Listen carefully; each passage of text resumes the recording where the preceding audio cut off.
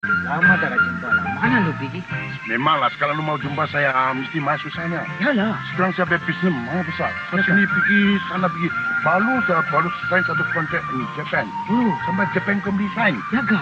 7 million. 7 million Ha. Patutlah lu kaya. Oh, yo, pakaian pun cantik. Ini pun cantik. Apa ini radio? Banyak kecil. Ini radio mana beli? Japan beli banyak Mariga. San, ini lu pun tak tahu apa kan? Tak tahu lah apa itu. Kesian lah lu, betul-betul. Ini sekarang tahun 93, ini pager. Lu tahu tak? Pager apa lu tahu tak? Tak tahu lah apa. Lu memang tak tahu, lu bukan businessman. Kita businessman mau pergi Ipoh, mau pergi Johor, mau pergi Penang. Kalau kawan mau jumpa kita, tak bayar pakai telefon. Oh. Dia pakai pager sama saya, saya tengok. Saya tahu siapa mau jumpa saya. Jaga. Itu macam orang panggil dapat mesej lah. Jalan. Nah, saya jangan cakap lain. Saya tunjuk lu sikit. Jaga. Lu sendiri tengok. Ini bila mari punya? Ini pagi datangnya. Jaga.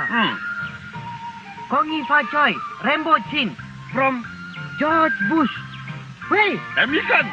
Amerika Presiden pun lu kenal.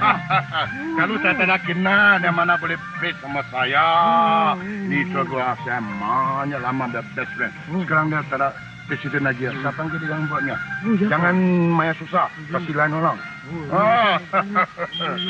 Ada bunyi lah. Ini tak apa-apa. Apa tu? Saya mau tengok lah. Semua minta bet. Saya mau tengok lah. Tengok lah. Rainbow Chin. Mana saya punya hutang RM10. Bila mau bayar? Apa lagi? Ini orang selalu main bela. Ini dia main-main saya. Saya boleh utang orang RM10. Lu percaya tak? Tak. 7 million ya businessman. Ya.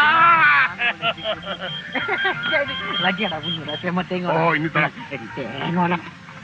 Hei. Rainbow Chin. Tak ada bayar kereta punya hutang. Kita mau tarik you punya kereta. Apalah ni? Ini ya. Dia sudah salah pes. Ini pes bukan saya. Lu tahu lah sekarang selalu hujan itu angin besar. Sekali itu wayar short. Wayar.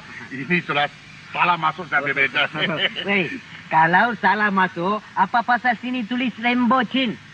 Kira lu tipu lah. Lu cakap ini lu kena itu Presiden George Bush Saya ingat lu sendiri telefon, sendiri masuk mesej lah. Lu mah tipu lain orang nah. Jangan tipu saya. Janganlah.